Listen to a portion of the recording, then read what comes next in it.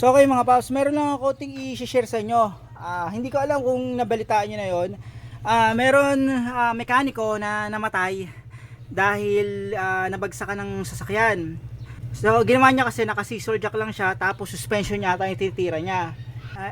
Bumagsak yung sasakyan yun, namatay siya mga paps.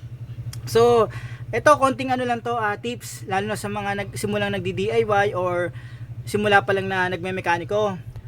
So gaya nito, kung sakaling gagawa kayo ng suspension parts o pang ilalim, steering, ganyan, o basta may gagawin kayo sa ilalim, siguraduhin yung naka ano kayo, ayan, jack stand kayo, okay?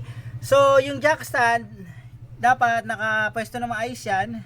Yan, tapos doon at the same time, yan, gumamit kayo nito, yung ano, bottle jack o ano, o yung floor jack. So kahit meron kayong ano, jack stand, meron kayong bottle jack, maglagay kayo ng panigurado mga paps. Yan, tingnan nyo ginawa ko. Naglagay ako ng gulong. Yan.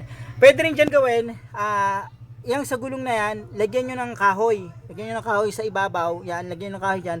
Para kahit paano kung sumablay man yung bottle jack, sumablay yung floor jack nyo, merong jack stand. Kung sumablay man yung jack stand, andyan yung gulong. Okay? So, safe pa rin kayo.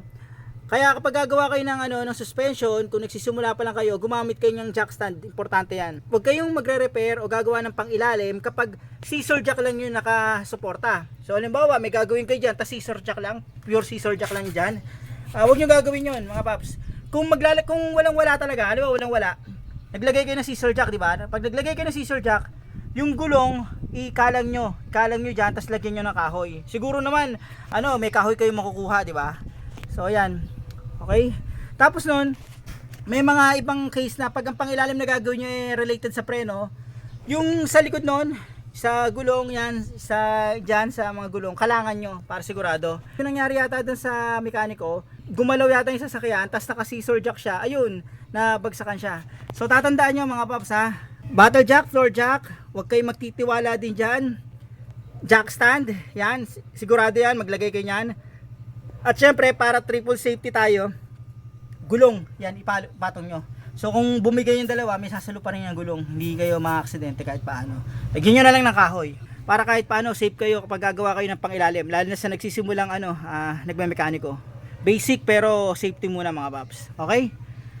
Mga paps, yun lang, maraming salamat sa inyo.